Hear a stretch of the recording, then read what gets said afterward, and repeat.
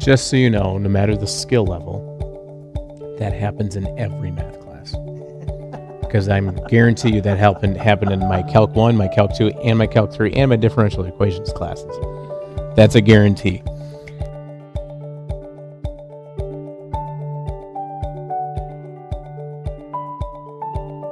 Well, welcome to the Cup for Time podcast here at the Canton United Methodist Church. My name is Pastor Clay. I'm joined by Eric Stearns, and today we're digging into my message from Sunday, which was all about the all-important questions, who do the crowd say that I am, and who do you say that I am, that Jesus asks to his disciples. We're going to talk about the location and setting of that story and why that matters, and also just how we ourselves answer that question in our lives today. So let's get into it. Sounds good.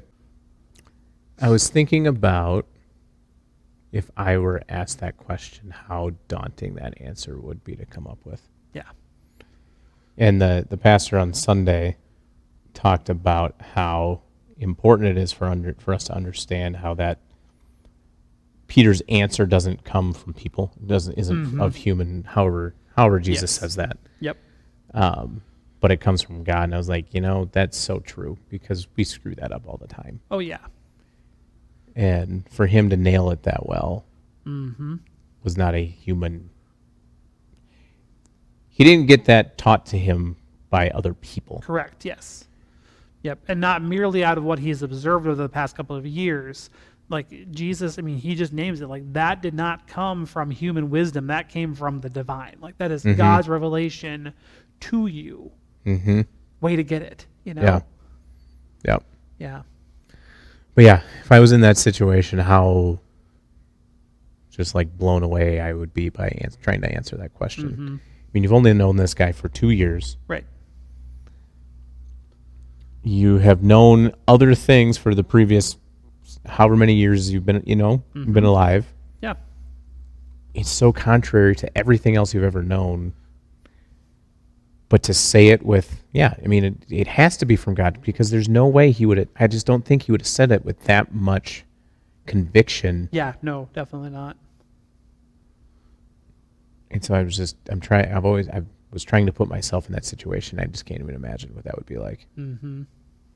It's a big question. There's another place where this question is written about in a book by Mike Schlatter called Renegade Gospel. And that chapter where he talks about who do you say that I am, he calls it the most important question that we'll ever have to answer. 100%. Because figuring out who Jesus is the whole ballgame for us. And that answer matters so much. And that answer, the nice thing about that question is that answer is going to and should and will change over time. We cross over into faith at some point in time in our lives, and our understanding of Jesus is enough to get us across the river of and into salvation. But we don't just stay there. We get to know Jesus more and more, and we go through more stuff in life, and Jesus becomes, presumably Jesus becomes more important to us. And we cling even tighter to Jesus' name, and Jesus takes on more roles in our life and takes on more areas of our life, and so our understanding is constantly moving and shaking and growing. But yet it's always still a question that just confronts us. It may not be someone walking up to us from the street and saying, "Hey, who do you say Jesus is?" But there are situations we get into. There are dilemmas that we face. Who do you say that I am? Who's Jesus, and what does Jesus mean in your life if you choose A or B? It all boils down into this one very basic and very important question. Who is Jesus to us, and why does that matter? Yeah, and I was thinking about that. How would I answer that? And I think like you said, at different times in your life, you're going to answer that differently. And sometimes you may not want to admit it, but sometimes you're more distant from Jesus than you want to be. Oh, yeah. And it's just, Jesus is an afterthought in your life at that point. Yes. And that's I was thinking about that and definitely been in those situations. And it just kind of hit me like, how could I let that happen? Right. Where has my focus been? Where have I been spending my time to allow that to be real in my life? Yeah. And that's hard. Yeah, I don't know. that is. But thank goodness Jesus is who he is. Mm-hmm. He didn't go anywhere. Exactly. Yeah. We went somewhere. Yep. You know? Yes, definitely. Yeah, that's always the kind of the punchline of every situation. When we feel like Jesus is distant, it's not Jesus that's moved. Yeah. Yeah. I saw an article the other day. Didn't read it. I definitely did my news surfing. But, you know, it was talking about how Christianity is becoming less. There's less Christians today than there used to be. It's dropping in believers and that kind of thing. Right. Thinking about that and why. You know, in this passage, Jesus says, Peter's, the rock on which I build my church, and the gates of hell will never stand against it. Mm-hmm. So we know that that's to be true. Yeah. Why do people, or why at least in the United States, maybe, is it falling behind? Why is Christianity falling behind right now? And I don't know that I know the right answer, but I wanted to see what you thought. Part of it is that there has been this God of the gaps problem, where if there's something we don't understand, we just say, that's God. Mm-hmm. You know, there is a limitation to our human knowledge, and we would just throw God in that gap. But that gap, because we have so much access to so much knowledge now, that gap has gotten smaller. You know, why does this work the way that it works? The answer is because God created it to work that way. But when you Google that question, you get the schematics, you get the reason why, you get the cool connection as to why that happens. And there are two ways to look at that. You can look at that and say, okay, then we don't need God. Or you can look at that and say, okay, cool, God did it that way. And I think that there are more people looking at that and saying, okay, then we don't need God. Mm-hmm. We don't need God to explain this. We don't need God to explain that. We don't need God to be good. We don't need God to make good decisions. And I agree with you, especially on like we don't need God to make good decisions, but you look at the state the United States is in, Mm-hmm. Christianity is becoming less popular. We're all more divided than we've ever been. Right. And I feel like it's more of a crap show now than it's been in a long time. Mm-hmm. Those two, sometimes correlation is not causation. Right. Does not mean causation. Yep. I'm pretty sure there's some causation to that correlation sure here. It sure feels like it. You know, Yeah. I often wonder too, is life too good for a lot of people that they feel like, Sure. it doesn't need to be better. I don't need Jesus. Right. Yeah, You know? that can become too. I do know that in the history of the church, the times when the church has grown deep in their faith has been times when the church, capital C, universal church, has been challenged. And we do live in a place where you are free to choose religion, and you are free to make the choice to be free from religion. Like, that is religious freedom. Mm-hmm. But that also means that, it also does mean that we come to worship and we gather in relative safety. Mm-hmm. There's never going to be a government agent at our door saying, why are you here? You can't be here. Like, that's never going to happen because the Establishment Clause is a thing. Mm-hmm. That's all there is to it. But that does mean that when things are too easily accessible, it does breed a level of complacency. Mm-hmm. Yeah, I think I think that's part of what we're seeing now. Yeah. And so then I think there's hope in that though too, because like you said, when the church is challenged the most, that's when the church tends to grow, and I feel like that's where we're at this point. Yeah. Everyone talks about the church, Christianity is falling apart, blah blah blah blah blah. Like, yeah, but watch that space, Right, because I exactly. feel like that's when Jesus is going to step in, Right. and that's when the gates of hell will never stand against it. Mm-hmm. Right. And also, I think that there's a difference between the actual church of all believers and the institutional church. Mm-hmm. I think that the institutional church, that could fall apart in a lot of ways. Mm-hmm. And but there will still be believers in Jesus that will find ways to band together. Yeah. And create a new expression of what church can be and look like. Yeah. I'm just not worried about it.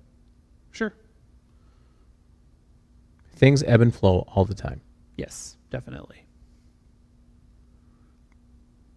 And one time you think, perfect example, 2018, 19, and 20, we thought it was never going to stop raining. Sure. And now 21 and 22 have both been dry. Yep. And for some people, 22 has been really, really dry. Yes. And 2 years ago, they were floating.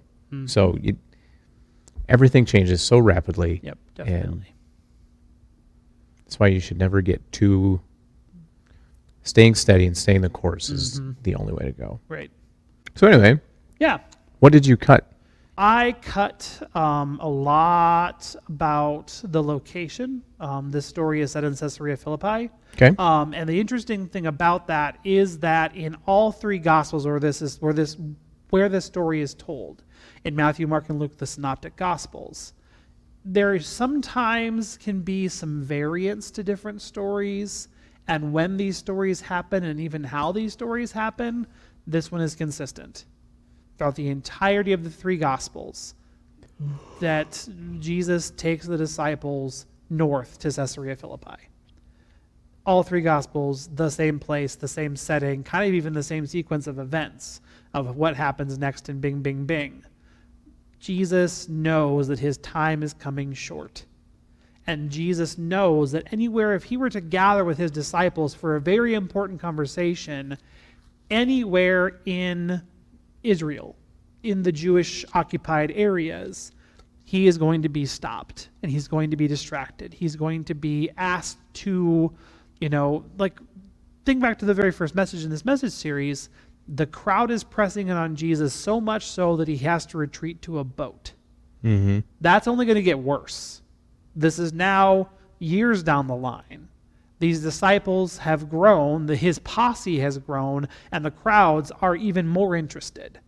And so for Jesus to have some dedicated time to talk to his disciples, because this is a conversation that is only for him and the 12, they have to leave. They have to go. They go up 25 miles north. They go out of... they're still in Israel, but they're still, they're out of a more Jewish area. They're in more of a Gentile area where the church is going to eventually grow up there, but this isn't that time. Jesus takes these disciples to this very, very remote place in order to have this very important conversation. And that's definitely part of why they go to Caesarea Philippi, is because they would have been free from all the distractions and the demands of being Jesus and the disciples, and they could literally sit down and have this very important conversation. This was not as they were along the way they happened to be in Caesarea Philippi. This was a very conscious choice that Jesus made. The other reason why it's very important and very interesting is because, like I said on Sunday, one of the sentences, so I had almost an entire page on this and boiled it down to a couple sentences. One of the sentences that I said on Sunday and kind of elaborated a little bit more on was that Caesarea Philippi was a very important religious site to a lot of regional gods. So there would have been shrines to Baal, from the Old Testament, Elijah and the prophets of Baal. Mm-hmm. They'll also be pronounced as Baal. This is kind of how I've grown to pronounce that because of Hebrew. Baal would have had a shrine in Caesarea Philippi. Though Baal was not widely worshipped by that point, but the shrine still stood. And so there's Baal. There is also the Greek god Pan that would have had a shrine there. And the reason why Caesarea Philippi existed is because Philip the Tetrarch built a temple to Augustus Caesar in that place, Caesarea. That's why that's why that's named that way. And so Jesus also takes these disciples to a place where a lot of other religions are observed, and say, okay, not in a measuring contest, but in when you see what's around you, these traipses of these other religions and these regional gods that were worshipped in our lineage. Where do you place me in the midst of all of this? Who do you say that I am? And that's why Peter's answer is so interesting, because he says, you are the Son of the living God. We understand now that Baal is not a living God. That didn't work out. The people that worship Baal had a good harvest, and that's why the people got distracted. And they started worshiping Baal. But that's not who we worship now. We worship Yahweh. We worship God. And you are the Son of the living God. You are the Messiah that has been sent by him. That's who you are.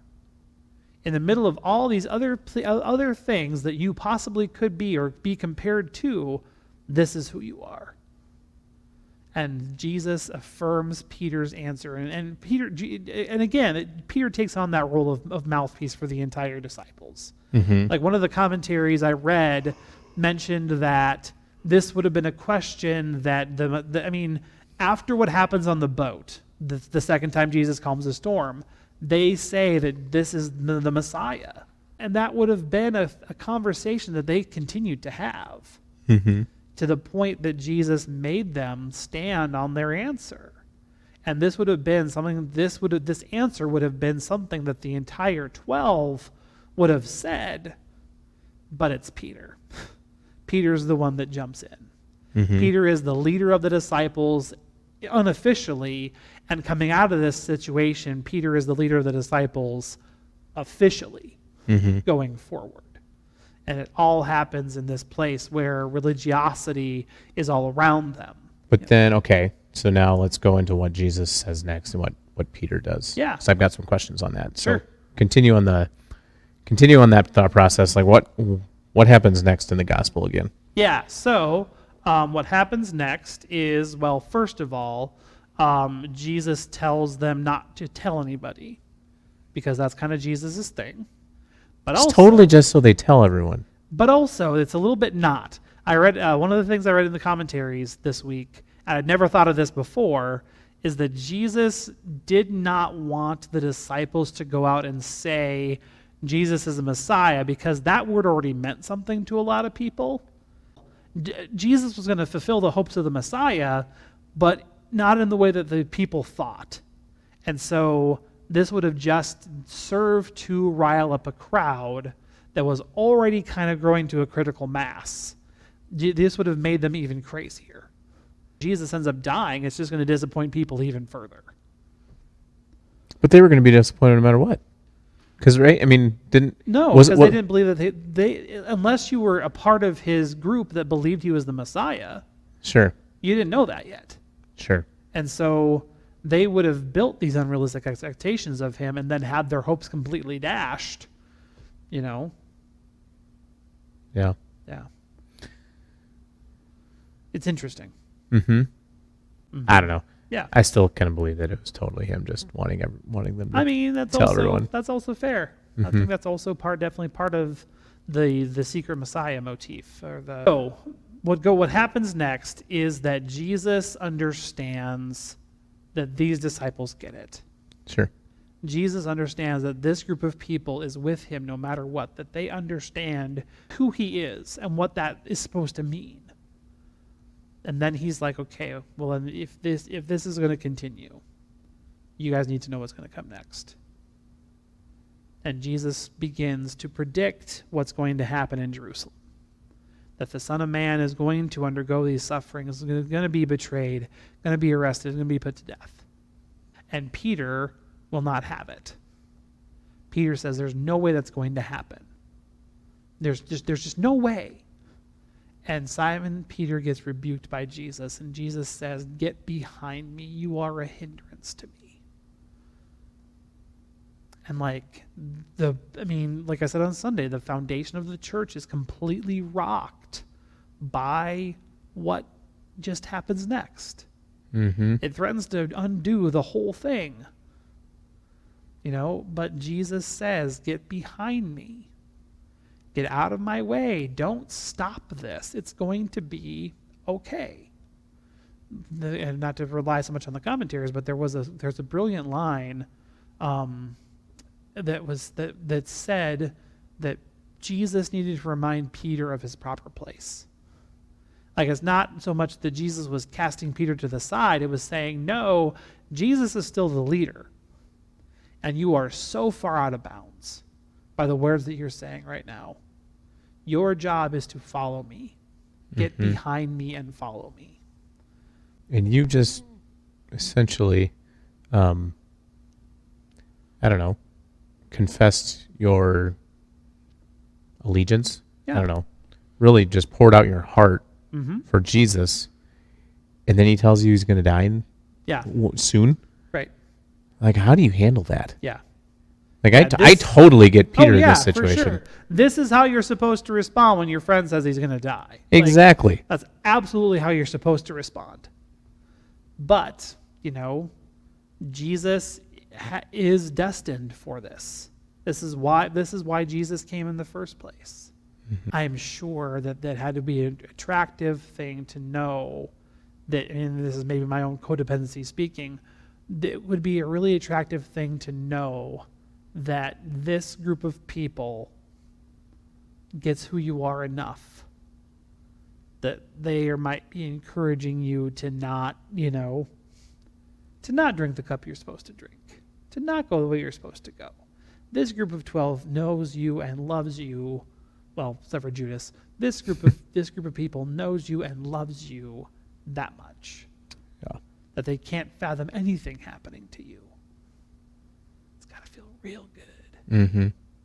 Mm-hmm. And Jesus even says, if there's another way to do this, God, let's do it that way. Mm-hmm. But there wasn't. Jesus knew his mission. Jesus knew his destiny. This is after the Transfiguration. The Transfiguration is a big pivotal turning point in the ministry of Jesus. Jesus knows what's going to take place. And Peter's job is to let it. It's to Jesus, it's a sign that when Peter's willing to fight for that, fight for what he believes in and not let Jesus die, that is kind of important. Mm-hmm. Even though Jesus tells him to stand down. Yeah. And then does it again in the garden. Yep. That passage came into my mind, when I was listening to this too. Like, he cuts the guard's ear off. Yes. Just for Jesus to put it back on. Uh-huh. Yeah. Like, one of my favorite scenes in the gospel. That's just crazy. And Peter's willing to do all of these things for Jesus. No wonder Jesus picks Peter to build a church. Yes. So what's next week? We're going to fast forward in the ministry and the timeline of Jesus and Peter to the point where it is the night that Jesus is betrayed. And during the course of their time together, Jesus predicts that all the disciples will fall away. And Peter says, no way, not going to happen. And Jesus says, Simon Peter, by the end of this night, even you will deny me 3 times. And Peter, full of bravado and full of the confidence we've come to know and love from Simon Peter, says there's just no way that's going to happen. And it does. We're going to read both parts of that. We're going to read both parts of that story. Jesus setting it up and Peter doing the darn thing and denying Jesus and looking at our own lives and admitting those ways that we too have denied Jesus in, the ways that we have done things and left things undone, in the ways that, we have not faithfully answered the question, who do you say that I am? There are ways that we fall short of the glory of Jesus Christ, of the call of Jesus Christ, in the same way that Simon Peter does. And yet, God still, we're going to get into this next, 2 weeks from now, in the restoration story, but Jesus doesn't completely give up on the disciples. Even when they can give up on him, Jesus does not give up on the disciples. And when you feel like you're a disciple that has given up, it can feel really good to know that Jesus hasn't given up on you. Yeah. So, Jesus knows the disciples better than they know themselves. And while he might appreciate their bravado, he knows what's going to come next and loves them anyway. He still goes on that night where he says that this is going to happen. He still calls them friends. He still calls them beloved. He still calls them to the table. Even though he knows. Yeah. And it's just the same for us. Even though he knows we're going to fall down on our faces. Yeah. His love is still there. Yep. Looking forward to it. Yeah, me too. Thanks for joining us on the Cut for Time podcast. Join us again next week in church or online. And then back here for the podcast next week. Thanks for listening to our Cut for Time conversation. Join us for worship in person or on Facebook Live Sundays at 10 o'clock Central Time. And now go in peace and serve the Lord.